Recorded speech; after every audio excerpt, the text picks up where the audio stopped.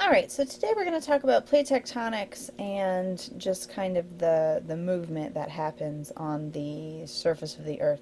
This is where all those earthquakes and volcanoes are happening. Okay, so very simply, the Earth is basically made out of three parts. There's the crust where we live, the mantle, that's the inside, and then we've got the core in the very center. Okay, the crust again is where we live. The mantle is kind of hot liquid rock that's just kind of flowing around, and then we've got a liquid outer core and a solid inner core, and those are made out of different kinds of heavy metals. Now, the mantle and the liquid outer core are liquid because of all the pressure that is, created as you go further into the Earth. There's so much pressure that it increases the temperature because there's a limited volume. And then when we get into the solid inner core, even though we have a really, really high temperature, it is so dense in there that it stays solid. Okay, so more technically, we live on the lithosphere, that's the crust. The asthenosphere, is this nice thin layer right here, and that is really where a lot of the movement is coming from. It's hot, it's weak, it's very, it says plastic, it's more like movable. And then we have the mesosphere, hot but stronger due to the high pressure. There's so much pushing on it that it doesn't really move. So all the earthquakes, all of the volcanoes, those are coming out of the asthenosphere right here. So again, we live on the lithosphere, the surface. It's very small. We've got about 100 kilometers of asthenosphere and then 350 kilometers of mesosphere before you get then to that liquid outer core. Okay? Now, in the lithosphere and the asthenosphere, we have different kinds of plates. The theory of plate tectonics is basically that the Earth isn't a solid ball. It's not like a golf ball. It's more like a baseball where things have, the parts have been stitched together.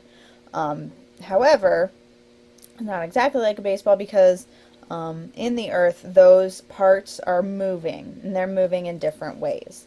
So we have what are called convergent plates over here, where they are coming together. We have divergent plates where they're pulling apart, and then we have strike slips where they just kind of slide past each other. Okay, so when we have a divergent fault, when you have those breaks where it's one edge next to another, that's a fault. We have a rift zone, a continental rift zone, and that's going to be pulling apart, and then you're getting new mountains coming up. But it's generally a lower area because the magma from the asthenosphere is kind of bubbling up to fill that spot, but it's not, it's just filling an empty hole. It's not getting pushed up. Okay, and then over here we've got a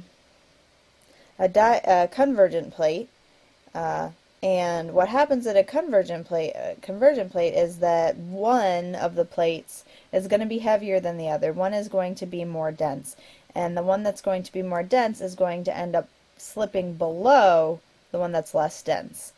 Now when that happens, we're going to get a trench here right at that point, and then on the less dense, as the less dense plate, as the denser plate goes underneath, it is going to push up some of these mountains. Okay, that's where like the Pacific mountains come from, and yeah, we'll talk about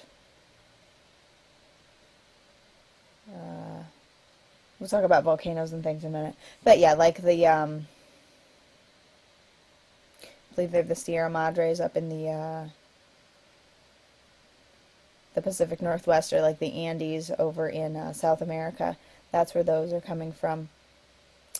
Then we have got an ocean spreading ridge, which basically works the same as the continental divergent It's just, you know, the plate splits apart and then the magma comes up. Now the magma, since it's liquid, is going to be less dense than what's around it, so it will take the opportunity to rise up, and it does make mountains. They're just not as big as mountains that are created with a convergent plate boundary. And then again over here we've got another convergent plate boundary and we've got another trench. Okay, so now also on this diagram we have a variety of different types of volcanoes. So over here we have, we're not going to talk too specifically about volcanoes, but we've got some that there are like magma pockets, and there's just, you know, a little bubble of magma that, you know, it builds up enough pressure, it gets hot enough, it builds up enough pressure, and then the volcano erupts. Okay, so some are made just from magma pockets, and some, like we have here, there's like a shaft all the way down to the asthenosphere. And then we also have in the divergent plates, the divergent faults, definitely possibility for volcanoes there, because again, the asthenosphere is coming up through the lithosphere. And so again, we can get more volcanoes. Okay? Now the shape of a volcanic cone is dependent on the type of magma, how much silica there is, and that determines how forceful the eruption is and how then that lava will create the island, something like the shield cone. We have very viscous, very flowing lava, so it's just going to kind of come out and flow out nice and slow. These are where you get those really neat pictures from like Hawaii, where people are just walking next to the lava, because it's a very, very smoothly flowing lava, and it just kind of flows, and it takes its time because there's not a lot of buildup in there. Now when you get more of these steep-sided volcanoes, that is a very stiff lava that just kind of explodes up and then rains back down. And we'll talk more about volcanoes and a bit more about earthquakes at our live chat. Okay, so the articles this week, mostly nobody has a problem with really this theory of continental drift or plate tectonics. Just the idea that the plates that make up the Earth, those sections of the baseball, that they've been moving around. The thought is, as with most questions in this class, how long did it take to happen? Because the secular idea is, again, you know, everything kind of started in one big landmass, kind of like we have over here, and that's sometimes called Pangea or Pangaea, depending on who you talk to. And then, of course, secularly, it took millions or billions of years for everything to spread out to what we see today. The newer theory, or the creationist theory, is that it happened very quickly during the time of the flood, which is why there's really no record of it, because the earth was covered with water anyway for a year, so no one, you know, Noah wouldn't really have noticed if the land masses were moving. So here are some pictures from that Answers in Genesis article, and this one over here on the left is showing 15 days of transformation from, I guess, I'm not exactly sure, I guess from the beginning of the flood. They're saying that as the waters came up from the deep, that also opened fault lines and shifted the continents and the plates. So this is there then after 15 days, and then this one over here is after 25 days. So we've got 15 days and 25 days. So you can see there's a vast, vast difference. We've got, you know, basically the whole Atlantic Ocean formed. Not as big as it's going to be, but in 10 days we have a visible Atlantic Ocean. We've got this separation here between Australia and Antarctica and India and Africa that we, you know, didn't have before. And then we can see India kind of moving up here into Asia, where it's going to then create the Himalayas when those two plates converge. And these, you can see these little arrows kind of showing where everything goes. So we've got, basically what we've got going is there's a divergent boundary here in like the Indian Ocean. There's a divergent boundary here in the Atlantic Ocean, and then there's a bit of a divergent boundary over here in the Pacific Ocean.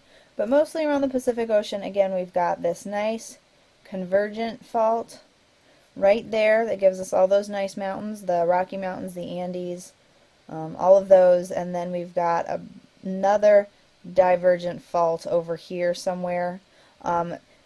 And that results in basically the whole circle of the Pacific Ocean right around the rim is just covered in basically one big convergent fault, and that Pacific plate is just sinking under everything else, leaving space for, you know, the Atlantic Ocean to get bigger. And that also is a lot of the reason behind, you know, all the volcanoes and earthquakes that happen around the Pacific Ocean. Things like, you know, the San Andreas Fault in California, although that's a strike-slip fault, it's still, you know, connected to this whole Pacific plate. And that area is actually called the Ring of Fire because there are so many volcanoes and earthquakes that happen in that area, and that's where a lot of the islands come from. Like specifically, the Hawaiian Islands, while they're not directly related to this divergent or this convergent boundary, they're just, you know, one of those little magma pockets. Those are all volcanic islands. Okay, and so here is a picture of what we think of as, you know, like the modern day world, and it shows us basically those different plates. Now again, it's very spread out because we can see how big Antarctica is here. But we've got these nice convergent boundaries in kind of this reddish-orange color, and then the divergent boundaries in this yellowish, creamy color.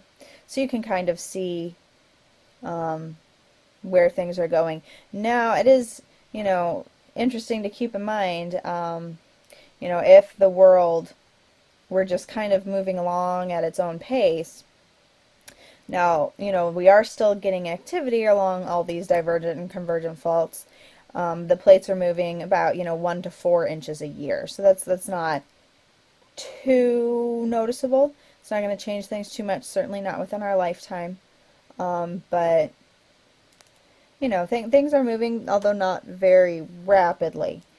So, you know, that's kind of interesting to think about. But then, you know, you watch science fiction and they talk about how the Earth has changed over these millions of years because of plate tectonics. Whereas if you think about this theory from Answers in Genesis, that it was, you know, the Earth changed so drastically because of the flood, then it just gives you that nice sense of security that, you know, it was part of God's plan. God wanted people to cover the Earth, and, you know, so he made the Earth, in essence, bigger. He covered more of the Earth with land, because up here, when we have, you know, this this landmass of Pangaea, that isn't really a whole lot of the Earth being covered with land if you look at it as a percent. Well, I mean, you know, it's the same amount of land, it's just all clumped together.